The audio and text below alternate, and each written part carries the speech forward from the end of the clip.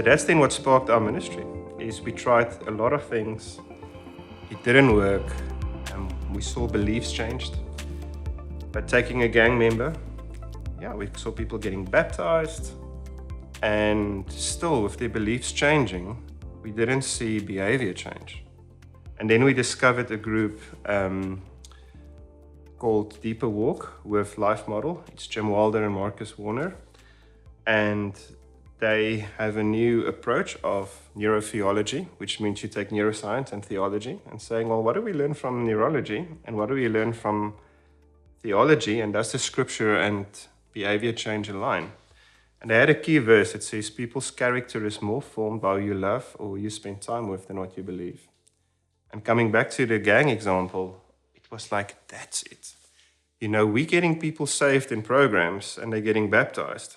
But who they hang out with in the weekend? Actually, they're gangs again, because that's their belonging. And then also we saw the people stuck in addiction. Same thing.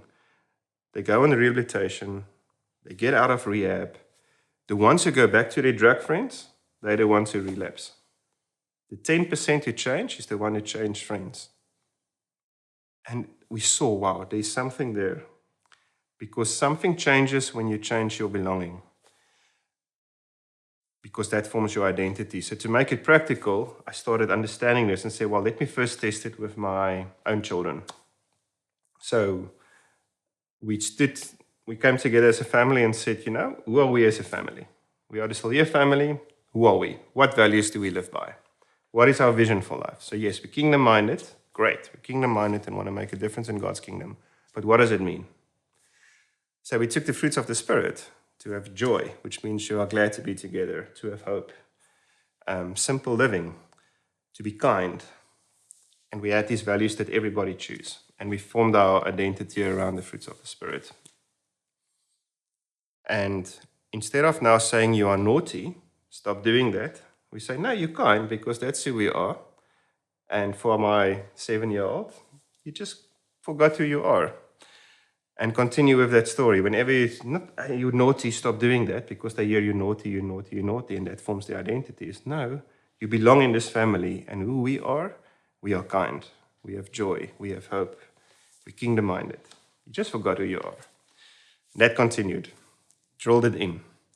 And me and my wife were driving to the airport one day, a little bit stressed. We had a little bit of miscommunication, and our voices started raising. And just before it turned into a fight, which normally would happen, we feel this tap on the shoulder. It says, Mommy, Daddy, you just forgot who you are. Remember, we are kind. That's okay. It's okay to forget who you are. Mommy, say sorry to Daddy. Daddy, say sorry to Mommy. And in that moment, I experienced transformation in having a moment of, yes, that is who we are. We are kind. And thank you, Kiara, for bringing us back to who we really are. And I just had this moment, but that's the body.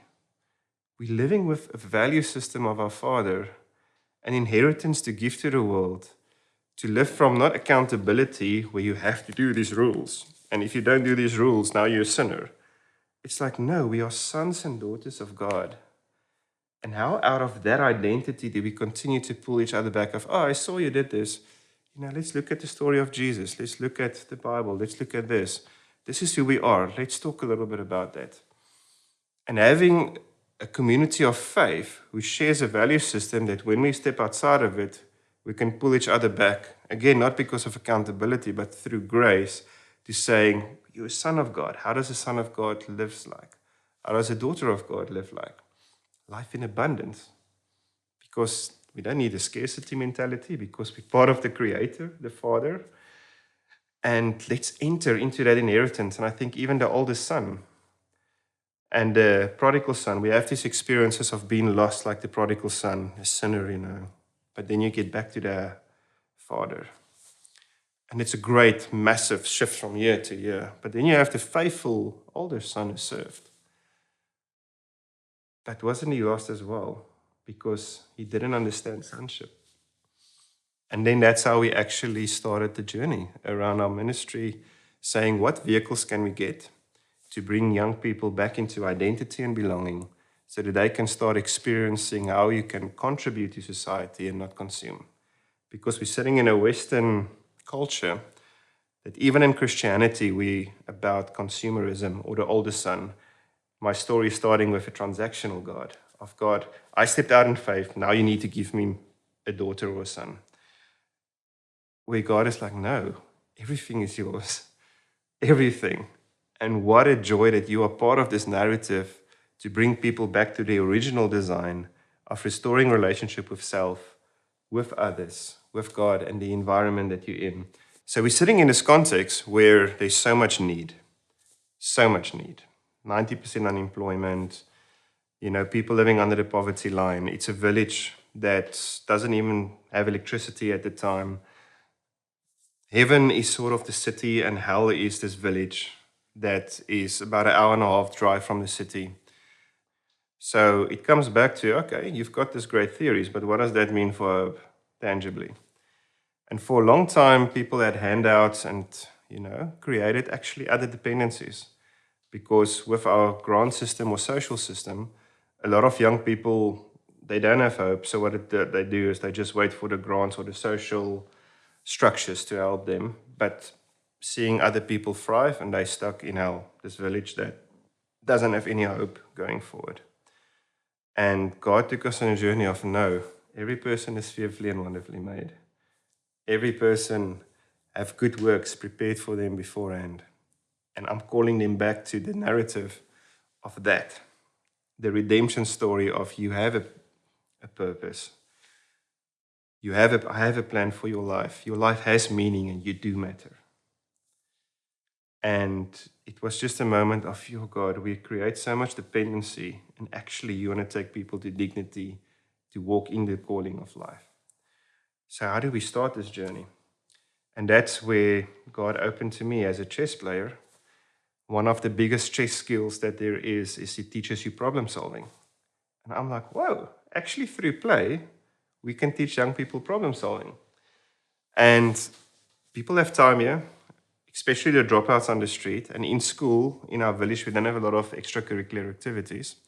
So how can we actually create a space where young people can develop problem solving skills so that we can take them from dependency to dignity and growing their capacity to do problem solving? Because on the chessboard, you sit with multiple options to do moves, but you've got good moves and bad moves. How do you do a good move? There's actually just 4 principles when you start the game. Play towards the center, get your king safe, develop your pieces, and play your main line. And when you do that, suddenly 20 moves becomes 1 or 2 moves because there's a structure around principles about what's good moves. Then we saw, but that's life. When you follow certain biblical values, suddenly a million choices becomes 1 or 2 choices. And we saw the correlation between good choices and good moves and the principles in life around values and good choices in life. And we realized, wow, actually we can develop young people's decision making while teaching them problem solving skills because their mind goes through the same process when they play chess. And now they can actually grow the capacity to solve their own problems using a value system. So what's the value system? And then I think this was a moment of God opening it up to me, that the narrative of the gospel is caught within the game of chess. So it's all about the king. And we know in our life, it's also all about the king, King of Kings. And also the pawn, if it moves on the chessboard and it gets towards the other side of the board, it can't get to the other side of the board if it doesn't allow the other pieces to help him. But when he does allow it, he gets to the other side of the board, transforms into any piece on the board, but most probably people transform it into the most powerful piece, which is the queen. And again, the queen is the bride of the king. And aren't we as the church on a transformation journey to be sanctified as the bride of Christ? Or the horse who moves in an L shape. So L is the word for love. And isn't love the thing that can jump over any barrier, like the horse can jump over any piece? That if there's a barrier, be it cultural or doesn't matter what it is, you can overcome that. So now we teach about selfless love. or the castle. It's a place of protection and provision. In the old days, when people attacked any village, they would run to the castle because of the place of protection and provision. And in chess, you've got that when you castle. So now we teach about the value of family or belonging. So what's happening with the young people, every time they play, we remind them of the value. How does the pawn move? The pawn moves straight. What must it do? Oh yeah, it must help. The others must help him. What value are you learning? Oh, we learn from the value of humility. How does the horse move? Oh, the horse moves in an L shape. What is it? What does the value stand for? Love. And then we normally would tell them a story around love or belonging from the castle. And as they then tell these stories, they start picking up on the values as they play. Now, because their guards are off, because they're playing and sharing stories, it's amazing to see how the young kids start to pick up on this. Then we have the chess club in the afternoon. They come to the chess club, and there they experience belonging and identity around these values, because the youth pastors or the youth leaders who are chess coaches now models that. So they walk into a chess club, feel they belong, they feel cared for, they get a meal.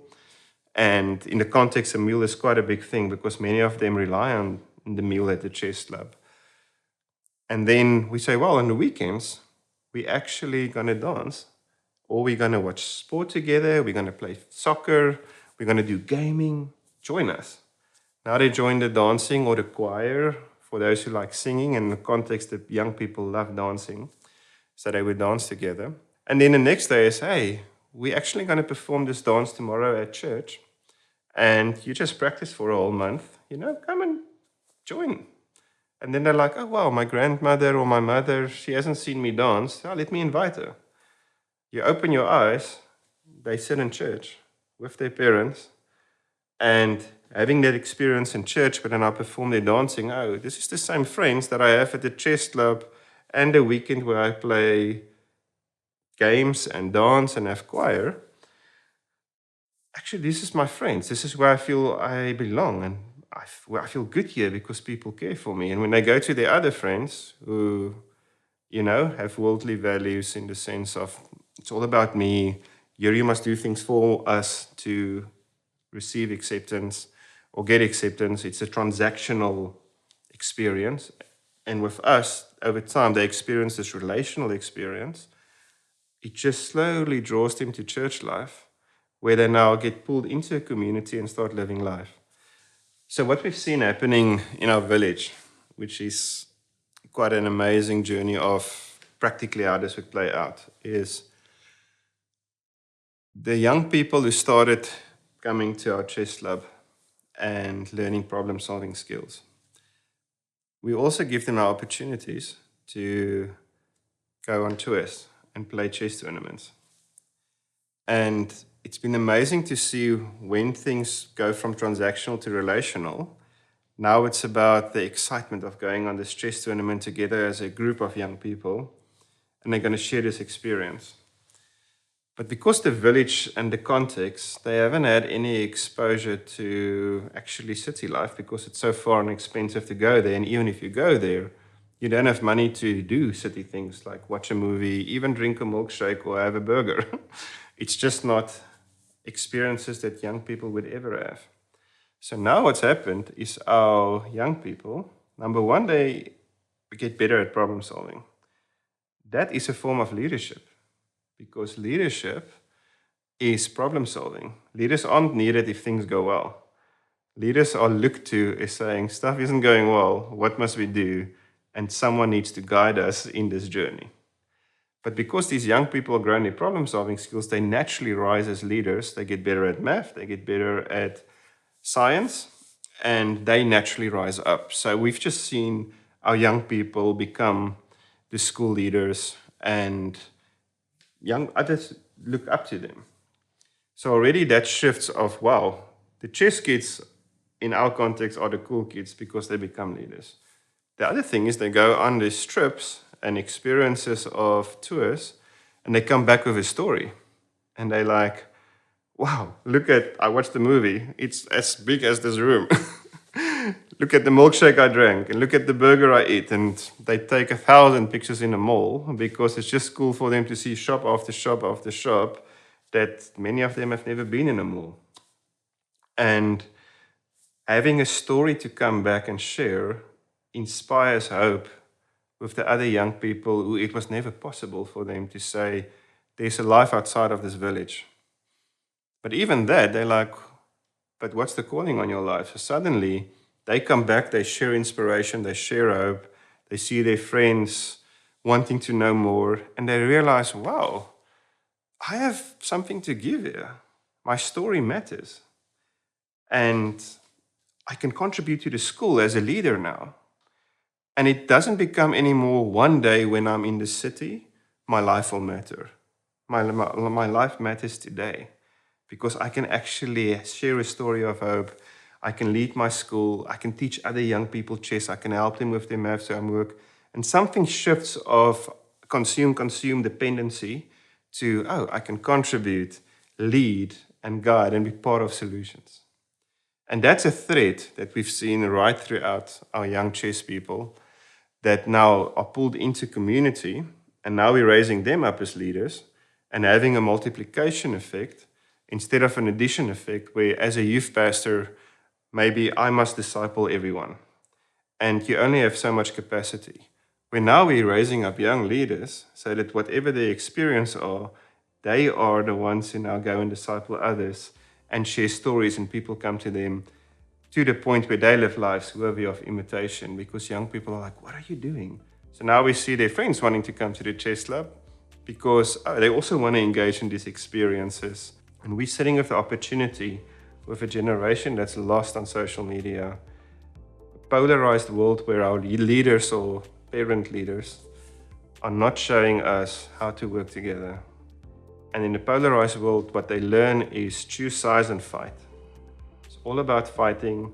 It's all about chasing the next achievement to give you identity and belonging. And the moment you don't have that anymore, everything falters away.